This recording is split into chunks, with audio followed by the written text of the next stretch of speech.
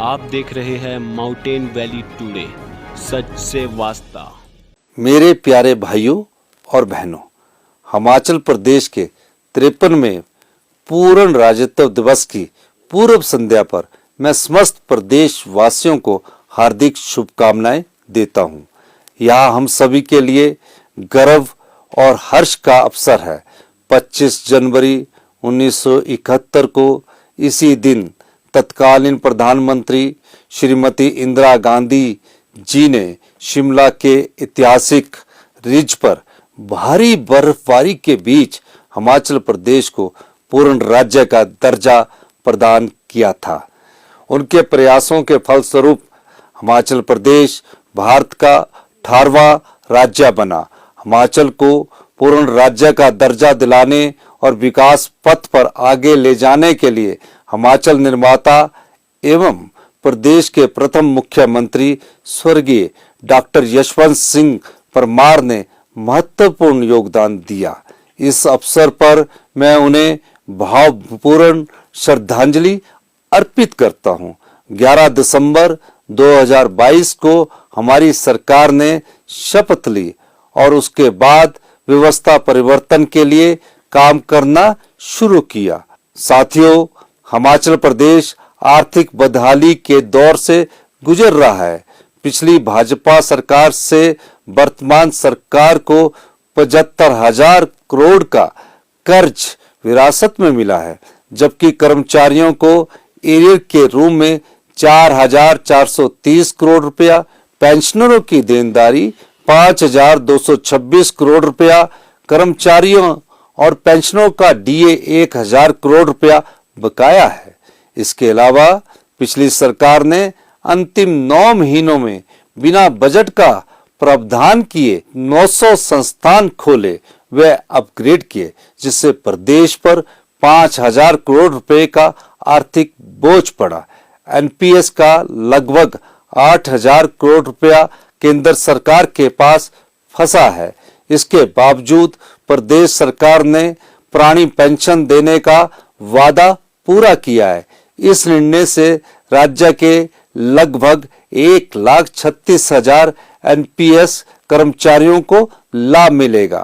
पुरानी पेंशन देने का प्रदेश सरकार का या कोई राजनीतिक फैसला नहीं है।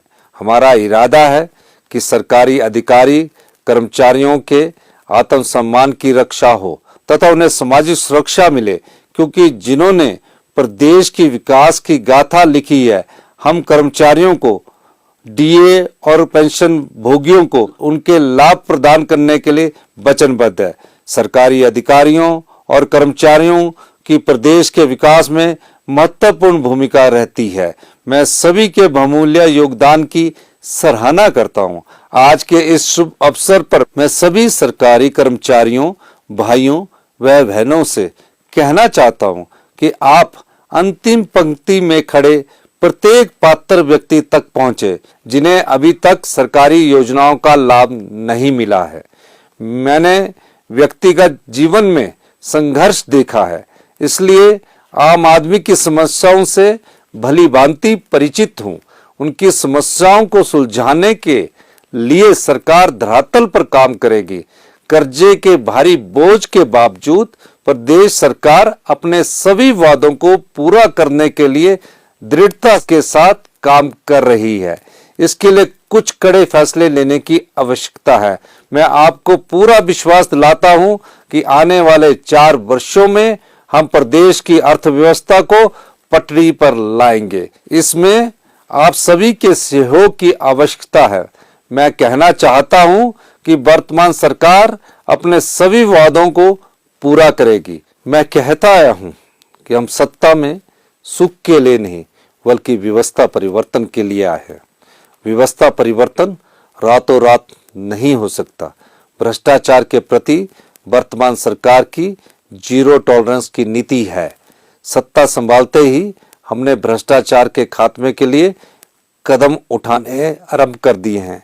परीक्षाओं के प्रश्न पत्र लीक होने के मामले में हिमाचल प्रदेश कर्मचारी चयन आयोग हमीरपुर का कामकाज निलंबित किया जा चुका है और हम योग्यता के आधार पर ही निष्पक्ष और पारदर्शी तरीके से चयन किया जाएगा। वर्तमान सरकार के गठन को अभी 44 दिन का समय ही हुआ है। हमने अपनी प्रतिबद्धता के अनुरूप कार्य करने का प्रयास किया है। हमने जरूरतमंदों के लिए 101 करोड़ रुपए का मुख्यमंत्री सुख आश्रय सहायता कोष स्थापित किया है। सरकार ने यह कदम करुणा के लिए नहीं बल्कि उनका अधिकार प्रदान करने के लिए उठाया है। मैंने अपना पूरा वेतन और कांग्रेस के सभी विधायकों ने 1-1 लाख रुपया इस कोष में अंशदान किया है। IIT, AIIMS, IIM, IIIT, polytechnic, ITI, BSc nursing जैसे संस्थानों में दाखिला पाने वाले जरूरतमंद बच्चों की शिक्षा का पूरा खर्च सरकार उठाएगी। उन्हें जेब खर्च के रूप में 4,000 रुपया भी मासिक दिया जाएगा।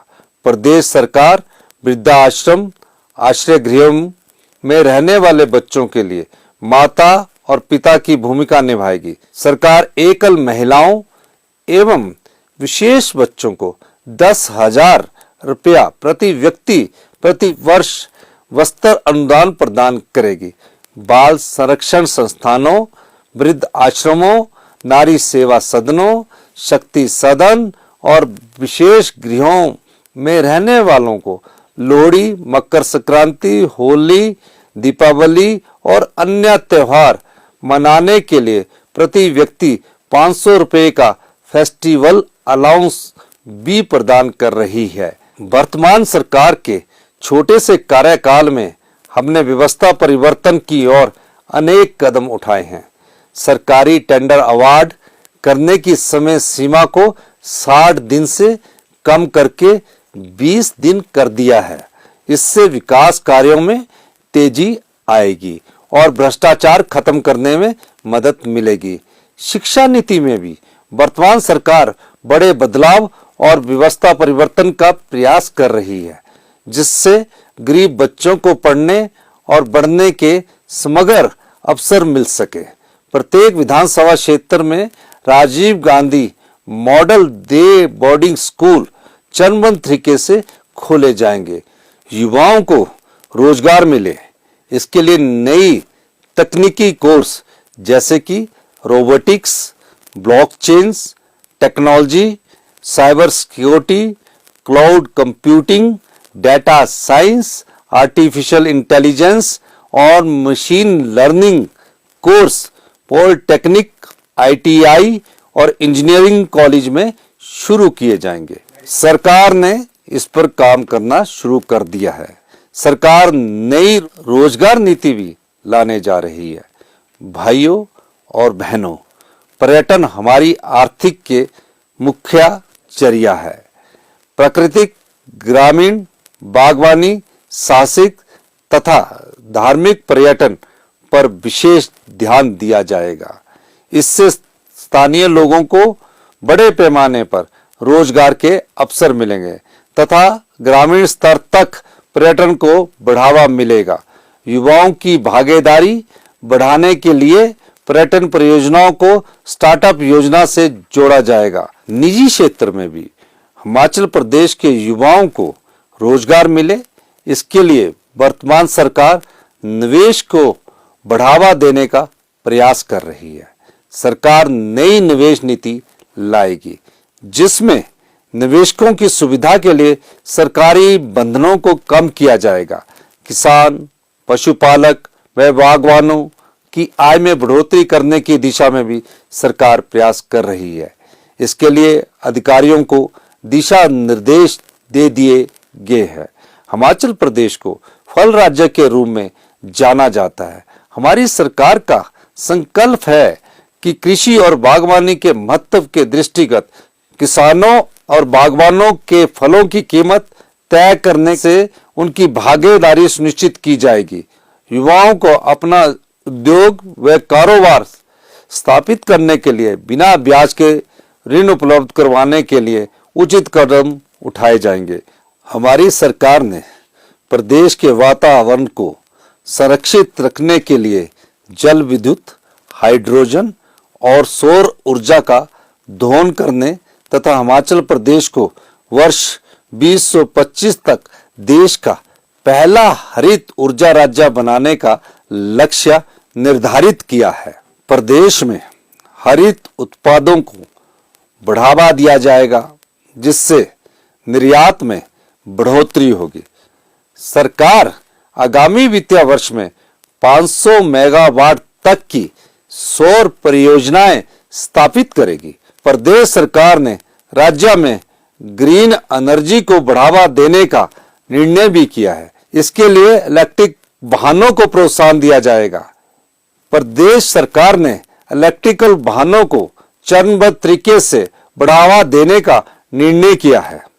प्रिय प्रदेशवासियों, प्रदेश के हेल्थ इंस्टीट्यूशंस में जनता को श्रेष्ठ स्वास्थ्य सुविधाएं उपलब्ध करवाई जाएगी, ताकि लोगों को अपने गंभीर रोगों के उपचार के लिए बाहरी राज्यों या प्राइवेट हॉस्पिटल्स का सहारा लेने की आवश्यकता नहीं रहे। आईजीएमसी, टांडा और हमीरपुर मेडिकल कॉलेज में रोबोटिक सर्जरी की सुविधा दी जाएगी। मेडिकल स्टाफ की भर्ती भी की जाएगी। मैं आशा करता हूं कि हमारी सरकार को आप सभी का सक्रिय तथा रचनात्मक सहयोग प्राप्त होगा, जिससे हमारे सुंदर प्रदेश में उन्नति और विकास का मार्ग प्रशस्त होगा। पूर्ण राज्यत्व के अवसर पर मैं एक बार पुनः आप सभी को शुभकामनाएं देता हूं तथा प्रदेश व आपके उज्जवल भविष्य की कामना करता हूं। मैं एक बार फिर दोहराना चाहता हूं, हम सत्ता के लिए नहीं बल्कि व्यवस्था परिवर्तन के लिए आए हैं, जिसमें आप सभी का सहयोग जरूरी है। जय हिंद, जय हिमाचल,